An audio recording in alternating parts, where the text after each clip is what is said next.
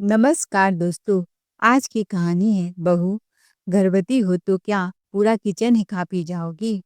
हे भगवान, ये देसी घी की इतनी मोहक खुशबू कहाँ से आ रही है। कावेरी जी हड़बड़ाते कदमों से रसोई की ओर दौड़ पड़ी। उसके पीछे पीछे उनकी बेटी भी भागती चली आई। किचन में पहुंचते ही दोनों ठिठक गई। थाली में घी से चुपड़े पनीर के पराठे रखे थे, साथ में ताजा सलाद और दही का रायता। उनकी बहू आकांक्षा सुकून से खा रही थी। यह नजारा देखते ही कावेरी जी की आंखें पथरा गई। कुछ कहने ही वाली थी कावेरी जी कि उससे पहले उनकी ब्याता बेटी पायल ने तंज कस दिया। पायल भौं चढ़ाकर बोली, भाभी, आप इतना खा कैसे लेती हैं? आपकी थाली देखकर तो मुझे चक्कर आने लगता है। इतनी भरी पूरी थाली, इतना सब कुछ पच भी जाता है आपको? मुझसे तो इतना खाया ही नहीं जाएगा। दिन भर तो बस 2 रोटी में ही पेट भर जाता है मेरा, और जब देखो तब आपका मुँह चलता ही रहता है। हमेशा खाती हुई दिखती हैं। लगता ही नहीं कि कभी भूख खत्म होती भी होगी। फिर कावेरी जी भी तुरंत बात लपक ली। आंखें तरेरते हुए बोलने लगी, ऊपर से देखने में तो ऐसी लगती है जैसे इसे खाने को कुछ मिलता ही नहीं। बस सूखी हड्डी जैसी काया बना रखी है। पर खाने की आदत हद से ज्यादा है। क्या करूं बेटा, जब से यह बहू इस घर में आई है, किचन का सामान तो जैसे टिकता ही नहीं। आटा, घी, सब्जी, हर चीज रोज रोज खत्म हो जाते हैं। ऐसे में घर कैसे चलेगा? बहू गर्भवती हुई है तो पूरा किचन ही खा पी जाएगी। अगर बहू की थाली ही घर की बचत से बड़ी हो जाए। यह सब सुनते ही आकांक्षा के हाथ से कौर छूट गया। खाना गले में ही अटक गया। आंखें नम हो गई। भर्राई हुई आवाज में वो बोली, आकांक्षा, माँ जी, मैं प्रेग्नेंट हूँ। मेरा बच्चा कमजोर है। डॉक्टर ने साफ कहा है भरपेट खाओ, अच्छा खाओ और स्वादिष्ट खाओ। इसीलिए मैं सुबह तड़के उठकर अपने लिए थोड़ा सा बना लिया। उसकी बात पूरी भी नहीं हुई थी कि कावेरी जी ने सख्त लहजे में टोक दिया, अरे बहू, हमारे घर में ऐसा रिवाज नहीं कि भव्य भगवान को भोग लगाए बिना मुंह जूठा कर दे। न ही बड़े अभी खाना खाए हैं और तुमने पूरी रसोई जूठी कर दी। और ये कैसी कमजोरी? क्या हम तुम्हें खाना नहीं दे रहे हैं? कभी भूखा रखा है तुम्हें? तभी पायल बीच में कूद पड़ी, माँ, ये सब तो बस बहाने होते हैं। डॉक्टर लोग तो कुछ भी बोल देते हैं। फिर अपनी ओर इशारा करते बोली, मेरे टाइम पर भी बोलते थे, बहुत कमजोर हो, ये मत करो, वो मत करो, लेकिन देखो ना, मेरा गोलू कितना गोल मटोल और तंदुरुस्त है। भाभी, डॉक्टर ऐसे ही डराते हैं, ज्यादा खाओगी तो चर्बी चढ़ेगी, मोटी हो जाओगी। फिर वही डॉक्टर बोलेंगे अब तो ऑपरेशन करना पड़ेगा। असल में ये सब पैसे ऐंठने के तरीके होते हैं। अपमान से भरी उन बातों को सुनकर कांचा का सिर्फ जवाब दे गया। वह बिना कुछ कहे अपने कमरे में चुपचाप चली गई। दरवाजा बंद करते ही उसने पलंग के पास रखे बिस्किट उठाए और जैसे तैसे उन्हें ही खा लिया। इधर रसोई में माहौल बिल्कुल उल्टा था। कावेरी जी और उनकी बेटी पायल खाने पर ऐसे टूट पड़ी मानो बरसों बाद पनीर के पराठे नसीब हुए हों। पायल हंसते हुए बोली, माँ, भाभी तो चली गई, चलो अब हम ही पेट पूजा कर लेना चाहिए। आखिर घर के बड़े तो हम ही हैं। दोनों ठहाका लगाकर हंस पड़ी। पायल ने पराठे का एक और टुकड़ा उठाते हुए कहा, और वैसे भी माँ, मैं तो गोलू को फीडिंग कराती हूँ, मुझे तो खूब खाना चाहिए। कावेरी जी ने गर्व से बेटी को चूमते हुए कहा, हाँ मेरी बिटिया, तू ही सब खा ले, तेरे खाने से घर की बरकत बढ़ती है। रसोई में हंसी गूंज रही थी और ऊपर कमरे में एक गर्भवती बहू सूखे बिस्किट के सहारे अपनी भूख और बेबसी को दबा रही थी। आकांक्षा ने यह सब अपने पति से भी कहने की कोशिश की, लेकिन उसका पति अक्सर काम के सिलसिले में बाहर ही रहता था, घर से दूर और हालात से अनजान। शादी को अभी सिर्फ 8 महीने ही हुए थे। न रिश्ता पूरी तरह से समझ में आया था और न ही उसे इतना हक मिला था कि हर बात पर सवाल जवाब रोक टोक कर सके। वह चाहकर भी ज्यादा कुछ नहीं बोलती थी। घर में सब यही कहते, बहू माँ के खिलाफ जहर बह रही है। इस बदनामी की डर से आकांक्षा चुप रहना ही बेहतर समझती थी। एक दिन सड़क के बाहर गोलगप्पे वाले की आवाज गूंजी। उसकी खट्टी मीठी खुशबू हवा में घुल गई। आकांक्षा का दिल मचल उठा। प्रेगनेंसी में उसे अचानक खट्टा खाने की तीव्र चाह हुई। उसने अपने सास से कहा, माँ जी, मेरा गोलगप्पा खाने का बहुत मन कर रहा है। वो ठेले वालों को घर के पास बुला लिया। कावेरी जी कड़क आवाज में बोली, अरे बहू, डॉक्टर ने तुझे हेल्दी खाने को कहा है और तू गोलगप्पे पर पैसे उड़ाने चली है। फिर व्यंग से बोली, कावेरी जी, कल को पेट में जरा सा दर्द हुआ ना तो सारा इल्जाम सास पर ही डाल दिया जाएगा कि हम ठीक से तेरा ध्यान नहीं रखते। तुम जैसी बहुओं की वजह से हम सासें बदनाम होती हैं। आकांक्षा कुछ बोल पाती उससे पहले ही कावेरी जी ने अगला ताना दे मारा, अभी तो थोड़ी देर पहले ही खाना खाया था तुमने, अब गोलगप्पे मत खाओ। आकांक्षा का मन वहीं टूट गया। बिना एक भी गोलगप्पा खाए वह उदास कदमों से घर लौट आई। पीछे से कावेरी जी ने आवाज लगाई, बहू अब जाओ, जल्दी से चाय बना दो। और उसी पल कावेरी जी अपनी बेटी से धीरे धीरे फुसफुसा रही थी, देखा, जहाँ भी कोई गली में आ जाए, गोलगप्पे वाला, चाट वाला, ठेले वाला या आइसक्रीम वाला, सब खाना ही खाना होता है इन्हें। कावेरी जी और ननंद पायल की बातें सुन आकांक्षा रोने लगती है। वो दोनों के लिए चाय लेकर आ रही थी। दरवाजे पर ही दोनों की बातें सुन उसकी आंखों में आंसू आ गए। दरअसल झूठ बोले जा रही थी उसकी सास कावेरी जी। आकांक्षा की शादी को अभी 1 साल भी पूरे नहीं हुए थे। वो 4 महीने की प्रेग्नेंट है। ऐसे में तो कितना मन होता है कुछ भी चटपटा खाने का, लेकिन डर के मारे आकांक्षा कभी भी कावेरी जी से कुछ नहीं कहती थी। आकांक्षा की माँ हर बार बेटी से प्यार से पूछ लेती थी, बता तेरा क्या खाने का मन है लाडो, और उसकी इच्छा के मुताबिक कुछ न कुछ भेजा करती थी। लेकिन कावेरी जी के लिए बहू की पसंद कभी मायने ही नहीं रखती थी। उन्होंने आज तक एक बार भी नहीं पूछा, बहू तुम्हें क्या अच्छा लगता है। उल्टा वह हर वक्त आकांक्षा की थाली पर निगाह जमाए बैठी रहती थी। कितना खाया, कब खाया, क्यों खाया, और जैसे सोने पर सुहागा हो। पायल कुछ दिनों के लिए मायके आ गई। अब तो माँ बेटी दोनों ही हर बात पर आकांक्षा पर चढ़ बैठती थी। साल भर में पहली बार आकांक्षा ने हिम्मत करके कावेरी जी से कहा कि माँ जी आज गोलगप्पे खाने का मन कर रहा है। बस फिर क्या था, इस छोटी सी इच्छा को कावेरी जी ने बढ़ा चढ़ा कर पायल के सामने ऐसे पेश किया मानो आकांक्षा रोज नई नई फरमाइशें करती हो। पर गोलगप्पे खाने को भी नहीं मिले थे। आंखों में आए आंसू छुपाती हुई आकांक्षा चाय लेकर आई और बेहद धीमे स्वर में बोली, माँ जी, आज जिंदगी में पहली बार आपसे गोलगप्पा मांगा था और आप दीदी जी शिकायत लगाने बैठ गई। मैं कब ठेले वाली चाट पकौड़ी के लिए जिद करती हूँ। इतना सुनते ही कावेरी जी का लहजा तीखा हो गया। अच्छा, तो बहू अब चुप चुप कर हमारी बातें भी सुनने लगी हो। ये भी कोई गुण है तुम्हारे अंदर। बहुत बढ़िया। पायल ने भी ताना कस दिया, वाह भाभी, आप तो सरगुण संपन्न निकली। हम माँ बेटी की बातें तक कान लगाकर सुनती हैं। माँ बेटी की तेज और कड़वी आवाजें कमरे में घुसती रही और बेचारी आकांक्षा चाह कर भी एक शब्द नहीं बोल पाई। एक दिन रामलाल जी की सुबह सुबह करीब 5 बजे आँख खुल गई। कड़ाके की ठंड थी। उन्होंने सोचा, चलो कुछ खुद ही रसोई में जाकर चाय बना लेता हूँ।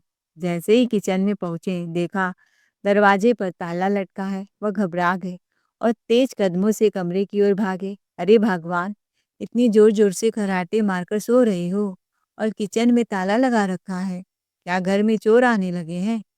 कावेरी जी करवट बदलते हुए झुंझला पड़ी, अरे आप तो चैन से सोने ही नहीं देते, सुबह सुबह उठ गए, क्या आसमान टूट पड़ा है। रामलाल जी बोले, मुझे चाय चाहिए, पर तुमने ताला क्यों लगाया है। यह सुनते ही कावेरी जी भड़क उठी, अरे हद हो गई, इतनी सी बात पर इतना हल्ला। चाय बहू से मांग लो, बहू प्रेग्नेंट है, थोड़ा आराम करने दे, इतना जल्दी क्या है उठाने की। फिर तंज कसते हुए कावेरी जी बोली, आपको तो बस बहू की बड़ी फिक्र रहती है।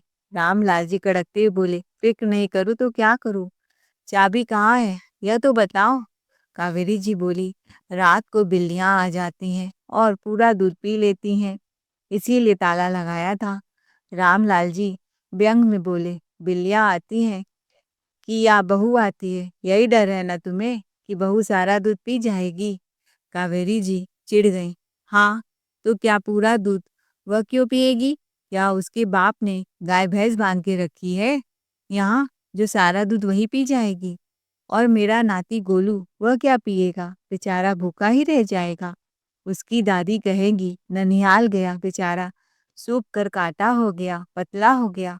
और मैं भी तो दूध नहीं पीती हूँ, मैं तो सिर्फ चाय पीती हूँ। दूध तो मुझे पचता ही नहीं, सारा दूध तो बहू ही पी जाती है। रामलाल जी गुस्से में बोले, तो क्या तेरे बाप ने गाय भैंस बांध के रखी है जो तू चाय पीती है? कावेरी जी बिस्तर पर उठ बैठी, दंदनाते हुए, देखिए जी, सुबह सुबह मुझे गीता का उपदेश मत दीजिए। चाबी उठाकर बिस्तर पर पटकते हुए बोली, लो ये रही चाबी, जाइए चाय बनाइए और पीजिए। बड़े आए बहू का पक्ष लेने वाले। शाम हुआ तो आकांक्षा को लगा उसकी ननद कुछ दिन के लिए आई है तो इन्हें कुछ अच्छा खिला दिया जाए, लेकिन उसकी तबीयत थोड़ा भारी था तो उसने ऑनलाइन पाव भाजी और पिज्ज़ा मंगा दिया। एक डर यह भी था कि अगर ननद के आवभगत में कमी की गई तो फिर उसके माँ बाप के संस्कार पर भी उंगली उठने लगेगी कि ननद का ध्यान नहीं रखती। इसीलिए उसने पिज्ज़ा ऑर्डर कर दिया। दोनों ही माँ बेटी खाना खाने बैठी। पायल बोली, भाभी आप मेरा कितना ध्यान रखती हैं, मुझे भूख लग रही थी, अच्छा हुआ पिज्ज़ा मंगा दिया। पहली बार ननद के मुंह से तारीफ के 2 शब्द सुनकर मुस्कुराई थी आकांक्षा। हाँ दीदी, मैंने आपके लिए ही मंगवाई थी। अच्छा बहू, मन तो तुम्हारा भी किया होगा और नाम ले रही हो मेरी बेटी का। अब तो तुम्हारे लिए बहुत अच्छा है, 10-15 दिन वो रहेगी और 10 दिन उसके नाम पर तुम अपनी पसंद के पकवान बनाकर खाती रहना और शाम को कुछ न कुछ ऑर्डर करती रहना और नाम उसका लगाती रहना। क्या बात है, बड़ी चतुर हो तुम। एक बार फिर से आकांक्षा को ताने ही मिले। आखिर आकांक्षा थी तो उस घर की बहू ही, कितना ही भी अच्छा करने की कोशिश कर ले, लेकिन हर अच्छाई में कोई न कोई बुराई निकल ही आनी होती थी, क्योंकि वह उस घर की बहू थी। तभी पायल भी बोल पड़ी, हाँ सही कह रही हो माँ, मैंने भाभी की तारीफ क्या कर दी, भाभी ने तो सारा इल्जाम मेरे ऊपर ही फोड़ दिया। अब तो सेवा भी नहीं करनी पड़ेगी और बाजार से मंगा मंगा कर मेरा भी तबीयत खराब कर देंगी और इल्जाम लगा देंगी कि दीदी की सेवा करने के लिए पैसे खर्च हो गए। वैसे भाभी, एक बात बताऊं, मैं ज़्यादा चटर-पटर नहीं खाती हूँ, आपकी तरह सिंपल 2 रोटी ही खाती हूँ। नहीं मैं ज़्यादा तेल मसाला खाती हूँ और खाना भी तो मैं एक बार ही खाती हूँ। सुबह शाम दिन भर मुझे कुछ न कुछ खाने की आदत नहीं है और वह भी खाने में बस 2 रोटी और थोड़े से चावल, इससे ज़्यादा तो मैं खा ही नहीं पाती हूँ। भाभी आपने तो ज़बरदस्ती पिज़्ज़ा मंगा दिया है इसलिए मैं खा ले रही हूँ, पर अब से मत मंगाना भाभी। आप तो ज़बरदस्ती मेरी थाली में 4-4 रोटियाँ रख देती हैं। अब मजबूरी में फेंकना न पड़े इसीलिए मुझे खाना पड़ता है। हाँ बेटा, मुझे पता है, ये तेरी बचपन की आदत है। खाने में तेरे तो ऐसे ही नखरे थे, कभी 2 रोटी से ज़्यादा नहीं खाई, इसीलिए तो तेरा शरीर भी सूख गया। ऊपर से घर के काम भी करने पड़ते हैं अकेले और तेरी आदत भी अपनी माँ पर ही गई है। ऐसा ही तो मेरा भी है, 2 रोटी, ज़्यादा खाया ही नहीं जाता हमसे। वही 2 रोटी बनाने में बहू का पूरा दिन किचन में ही निकल जाता है। तभी पीछे से उनके पति रामलाल जी भी बोल पड़ते हैं, अच्छा, मैंने तो कभी तुम्हें 2 रोटी खाते हुए नहीं देखा कावेरी। देखो जी, आप बीच में मत बोला करो, 2 ही रोटी खाती हूँ मैं, उतने में ही पेट भरता है और बहू ज़बरदस्ती रोटी रख देती है थाली में तो क्या करूँ, फेंक दूँ? वह भी आपको अच्छा नहीं लगेगा। और वैसे भी बहू को आदत है हमारी बात सुनती ही नहीं है। चिंता न करो, इस बार मैंने तुम दोनों की ही बातें सुननी है। बहू, ऐसा करो, एक काम तुम करो, तुम्हारी ननद तो 2 रोटी खाती है और वैसे वह भी दिन भर में 1 बार ही खाती है। दिन भर उसे कुछ खाना ही नहीं होता है और तुम्हारी सास भी 2 रोटी खाती है। तो कल से इन 2 माँ बेटी की 4 रोटी ही बनाना गिनकर, बाकी मेरा, आलोक का और अपना खाना अच्छे से बना लेना। लेकिन माँ बेटी की 4 ही रोटी बननी चाहिए। अब रामलाल जी के आगे कावेरी जी और पायल कुछ बोल ही नहीं पाई थी। एक रामलाल जी ही थे उस घर में जो आकांक्षा को सपोर्ट करते थे। आलोक और रामलाल जी के सामने पायल, कावेरी जी आकांक्षा को कुछ भी नहीं बोलती थी। और वैसे भी रामलाल जी आकांक्षा को बहू से ज्यादा बेटी की तरह प्यार करते थे। उन्हें अपनी पत्नी और बेटी की हरकतें भी पता थी। कहीं न कहीं रामलाल जी, कावेरी जी और पायल की बातें सुन लिए थे, इसीलिए बीच में आकर ही बोल पड़े। अब तो वह इन माँ-बेटी को सबक सिखाकर ही दम लेंगे, ऐसा मन ही मन वह ठान चुके थे। दूसरे दिन रामलाल जी सुबह-सुबह दूध बस 2 ही पैकेट बाजार से लाए। कावेरी जी ने किचन से आवाज़ लगाई, "1 पैकेट दूध कम क्यों लाए जी? हम क्या पिएंगे?" रामलाल जी बोले, "1 पैकेट नाती के लिए और 1 बहू के लिए। थोड़ा बहुत चाय के लिए चाहिए, वो भी हो जाएगा इन दोनों पैकेट से।" "इतना दूध तो कम पड़ जाएगा जी।" रामलाल जी ने पलटकर तेज आवाज में कहा, "अरे भगवान! कल ही तो तुमने फरमाया था कि तुम दूध नहीं पीती, दूध तुम्हें पचता नहीं, तो अब ये तीसरा पैकेट किस लिए? और हाँ, तुम्हें तो फालतू पैसे की बर्बादी बिल्कुल पसंद नहीं है ना? मुझे भी नहीं है।" कावेरी जी चुप रही। रामलाल जी बोले, "बहू, बस चाय बना दो, ब्रेड बिस्किट मत निकालना साथ में। माँ बेटी तो वैसे भी सिर्फ चाय ही पीती हैं। खुद की कही बात याद रखो।" फिर सीधे आदेश देने वाले लहजे में बोले, "और सुनो, माँ बेटी के लिए 2-2 रोटी ही बनाना, ज़्यादा बनाने की ज़रूरत नहीं। फालतू में किचन में परेशान होती हो ऐस हालत में।" दोपहर को जब आकांक्षा माँ बेटी की थाली में 4-4 रोटियां परोसने लगी, तो रामलाल जी झट से बोल पड़े, "बहू, तुम्हें मना किया था, 4-4 रोटियां मत परोसना। एक काम करो, 2 रोटी निकाल कर मुझे दे दो, मैं जबरदस्ती खा लूँगा।" कावेरी जी ने मुँह बना ली। 2 रोटी से भला उनका पेट भला भरने वाला कहाँ था? उन्होंने तो बातों ही बातों में बोल दिया था। उन्हें क्या पता था कि सच में 2 रोटी ही खाने को मिलेगी। अब दोबारा से वह रोटी सबके सामने मांग भी तो नहीं सकती थी। और ठीक वैसे ही 2 रोटी और थोड़े से चावल पायल की थाली में भी गए। पायल ने उतने में ही दिखावा किया कि उसका पेट तो एकदम भर गया है, लेकिन दोनों ही माँ बेटी का पेट गुड़गुड़ कर रहा था। सुबह से लेकर शाम तक उनके हिस्से में बस 1 कप फीकी सी चाय और 2 सूखी रोटियां ही आई थीं। आज पहली बार उन्हें चाय के साथ पकौड़े, समोसे कुछ नहीं मिले थे। इतना कम कि उठाते ही मुंह में जीरे के बराबर भी ना लगे। लेकिन अब क्या किया जा सकता था? नियम तय हो चुके थे और जो कहा गया था वही होकर रहना था। इसी तरह 2-4 दिन यूं ही गुजर गए।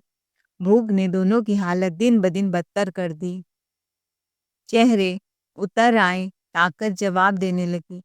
कावेरी जी को अपने लिए कम, अपनी बेटी के लिए ज़्यादा कलेजा चीरने वाली चिंता होने लगी। मायके आई थी पायल, कुछ सुकून, कुछ आराम और थोड़ी-सी ममता बटोरने, लेकिन यहाँ तो मायके में रहना भी उसके लिए किसी सज़ा से कम नहीं रह गया था। गुस्से और बेबसी से भरी पायल ने अचानक ससुराल लौट जाने का पक्का इरादा कर लिया। कावेरी जी की आंखें भर आई, काँपती आवाज़ में बोली, "बेटी, ऐसा मत कर, लोग क्या कहेंगे? इतनी जल्दी मायके से चली जाएगी तो उँगलियाँ उठाने लगेंगी तेरी सास।" पायल ने आंसू पोंछते हुए कहा, "माँ, यहाँ रुककर क्या खातिरदारी हो रही है मेरी? सोचा था भाभी है, अच्छा-अच्छा खाने को आइटम मिलेगा, पर यहाँ तो उल्टा हो गया। कम से कम वहाँ 2 वक़्त का खाना तो नसीब होगा। यहाँ तो भूख से जान निकल रही है।" ये कहते ही वह जल्दबाजी में कपड़े बैग में ठूँसने लगी। तभी दरवाजे पर रामलाल जी आ खड़े हुए। "अरे बेटी, कहाँ जाने की तैयारी है?" पायल ने बिना झिझक कहा, "पापा, ससुराल जा रही हूँ।" रामलाल जी चौंके, "अभी? इतना जल्दी? कल तो तेरे गोलू का जन्मदिन है। मैंने तो सोचा था धूमधाम से पार्टी रखेंगे। मेहमानों को भी निमंत्रण दे चुका हूँ।" फिर नरमी से बोले, "ऐसा कर, पहले जन्मदिन निकल जाए, उसके बाद तू आराम से चली जाना।" पायल के चेहरे पर एक पल में उदासी की जगह चमक लौट आई। "चलो, कम से कम पार्टी में तो भरपेट अच्छा-अच्छा खाने को मिलेगा। अब जन्मदिन तो मनाना ही चाहिए ना बेटी, नहीं तो उसकी दादी कहेंगी नाना नानी नातिन का जन्मदिन तक भूल गए। राम लालजी ने कहा। फिर बहू की ओर देखकर बोले, बहू तुम सारी तैयारी संभाल लेना, सब चीज अच्छे से व्यवस्था करना। सब मेहमानों का खाना मैं बाजार से ऑर्डर कर दूंगा। तुम्हें इस हालत में ज्यादा परेशान होने की जरूरत नहीं है। दूसरे दिन जन्मदिन की पूरी तैयारियां हो चुकी थी। घर मेहमानों से भरा था। हंसी ठिठोली शोर हर कोने में गूंज रहा था। जैसे ही केक काटा गया, रामलाल जी की पैनी नजर सीधे अपनी पत्नी और बेटी पर टिक गई। केक का बड़ा सा टुकड़ा पायल मुंह में डालने लगी। देखते ही रामलाल जी बोल पड़े, अरे इसमें तो बहुत ज्यादा क्रीम लगी है बेटी। तुम तो कहती हो कि ज्यादा फैटी चीजें तुमसे खाई नहीं जाती, तो इसे अलग रख दो। इतना सुनते ही पायल झट से बोल उठी, अरे पापा मेरे बच्चे का जन्मदिन है, थोड़ा बहुत तो चलता है। पर रामलाल जी कहाँ मानने वाले थे। वैसे भी बेटी तुम दोपहर का खाना खा चुकी हो, दिन भर तो तुम्हारा मुंह चलता नहीं है। पेट तो पहले से ही भरा है ना। पायल चुप रह गई। ठीक है, अगर तुम्हारा पेट नहीं भरा है तो खा सकती हो। नहीं पापा, मेरा पेट भर गया है। भाभी आप यह किचन में रख लीजिए। यह सब सुनकर आकांक्षा के ओठों पर अनायास ही हल्की सी मुस्कान आ गई, लेकिन उसने कुछ कहा नहीं। वह चुपचाप आगे बढ़ी, केक का ट्रे उठाया, सलीके से सभी मेहमानों में बांट दिया और जो बचा किचन में रख दिया। माँ बेटी दोनों मुंह ताकते ही रह गए। मेहमानों के लिए पिज्जा, बर्गर, चाउमीन और न जाने कितनी तरह के लजीज पकवान सजे थे। हर प्लेट से उठती खुशबू माँ बेटी की भूख को और भड़का रही थी। दोनों बार बार चोरी छिपे नजरों से खाने की तरफ देख रही थी। मुंह में पानी आना अब उनसे छुपाए नहीं छुप रहा था। लेकिन रामलाल जी तो मानो उस दिन घर के इंस्पेक्टर बन गए थे, कभी दाईं ओर कभी बाईं ओर। बस माँ बेटी के आसपास ही चक्कर काट रहे थे। जैसे ही पायल ने बच्चे को खिलाने के बहाने एक कौर अपनी तरफ बढ़ाया, रामलाल जी तुरंत बोल पड़े, अरे बेटी भूल गई क्या? तू तो कहती थी कि तले भुने उल्टे सीधे खाने तुझसे पचते ही नहीं, फिर यह सब क्यों? पायल एक पल को झेपी और बिना कुछ कहे कौर वापस प्लेट में रख दिया। पानी पीकर अपना पेट भर रही थी। धीरे धीरे पार्टी खत्म हुई। मेहमान एक एक करके विदा हो गए। जैसे ही आखिरी मेहमान ने दरवाजा पार किया, घर में सन्नाटा पसर गया। प्लेटें समेटी जा चुकी थी, लेकिन माँ बेटी का गुस्सा अब उबाल मार रहा था। कावेरी जी ने कमरे में कदम रखते ही गुस्से में बोली, आज अपने ही घर में हम मेहमान बनकर रह गए। पायल का चेहरा तमतमा उठा। माँ आज तो हद ही हो गई। सबके सामने पापा ने मेरी प्लेट तक गिन ली, जैसे मैं कोई चोरनी हूँ जो छुप छुप कर खा रही हूँ। कावेरी जी दांत पिसते बोली, वही तो पूरी पार्टी में पापा हमारी तरफ ऐसे घूम रहे थे जैसे जेलर कैदी के पीछे रहता है। एक कौर तक ढंग से गले से नीचे नहीं उतरा। पायल ने गुस्से में पानी का गिलास पीते हुए कहा, माँ अब बहुत हो गया, हर बार नियम। पायल झुंझलाते ही बोली, माँ आज सच में पेट के अंदर चूहे कूद रहे हैं। इतने बढ़िया बढ़िया आइटम सामने थे और हम बस देखते ही रह गए। फिर आंखें सिकोड़ कर बोली, वो आकांक्षा पेट भर भर कर ठूस ठूस कर चट कर गई। क्या क्या नहीं खाया उसने। गोलगप्पे, चाउमीन, बर्गर सबका मजा लेकर खा रही थी और हमें चिढ़ाई जा रही थी। और इधर हमारे पेट में भूख की आग धधक रही है। कावेरी जी ने इधर उधर देखा और धीमी आवाज में फुसफुसाए, अभी रहने दे, ज्यादा मुंह मत खोल। थोड़ी देर में जब तेरे पापा गहरी नींद में चले जाएंगे, तब हम चलेंगे रसोई में। फोटो पर तेरी मुस्कान लाते बोली, आज जो बचा है सब साफ कर देंगे। चाय दिन का हिसाब रात में बराबर होगा। उधर रामलाल जी ने जल्दी सोने की आदत थी, बिस्तर पर जाते ही सो गए। घर में सन्नाटा था, बस रामलाल जी के कमरे से हल्की हल्की खर्राटों की आवाज आ रही थी।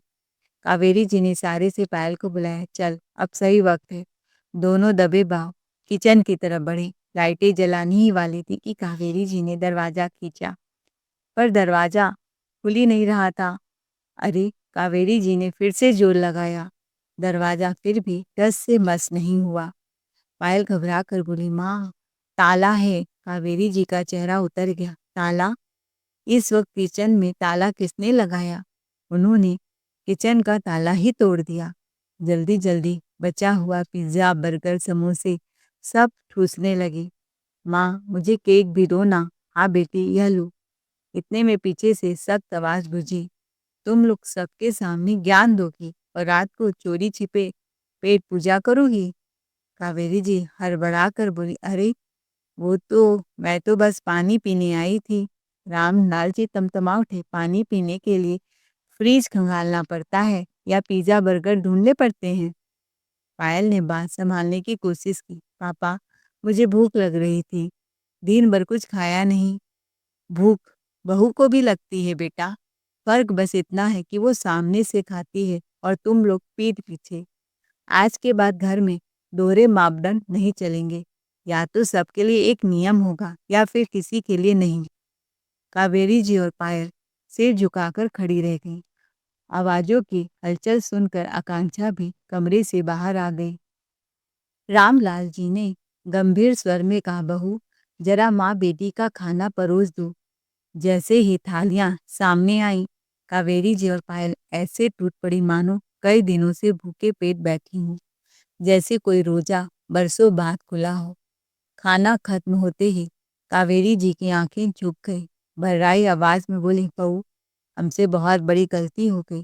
जो दर्द हमने तुझे दिया उसके लिए हम माफी मांगते हैं, हमें माफ कर दे। पायल भी धीरे से बोली, भाभी हमने बिना समझे आपके खाने पर उंगली उठाई, माफ कर दो। रामलाल जी बोले, आज तक मैं चुप रहा, सोचता रहा कि घर की औरतें हैं, समझ जाएंगी, पर अब नहीं। पैसा मैं लाता हूँ, मेरे बेटी की कमाई से घर गृहस्थी चलता है। चूल्हे पर दिन रात बहू खड़ी रहती है और विडंबना देखिए, उसी के हिस्से पेट भर रोटी भी नसीब नहीं। आज मेरे घर की बहू माँ बनने वाली है और तुम दोनों उसके हिस्से का निवाला छीन रही थी। पापा हमसे गलती हो गई। रामलाल जी ने हाथ उठाकर रोक दिया। गलती एक बार होती है बेटी, यह तो आदत बन चुकी थी। फिर उन्होंने आकांक्षा की ओर देखा, बहू आज के बाद तू अपने खाने, अपनी सेहत और अपने बच्चे के लिए किसी से इजाज़त नहीं लेगी। इस घर में अब रसोई पर ताले नहीं लगेंगे, खाने पर पहरे नहीं होंगे और किसी की थाली की गिनती नहीं होगी।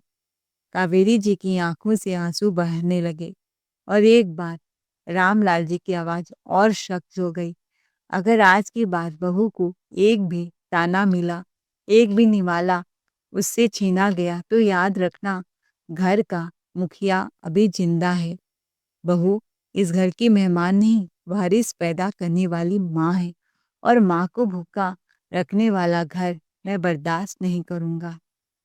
तो दोस्तों, रामलाल जी का सबक आपको कैसा लगा कमेंट करके ज़रूर बताएं। कहानी अच्छी लगी हो तो वीडियो को लाइक शेयर सब्सक्राइब जरूर करें। Thanks for watching ARK voice.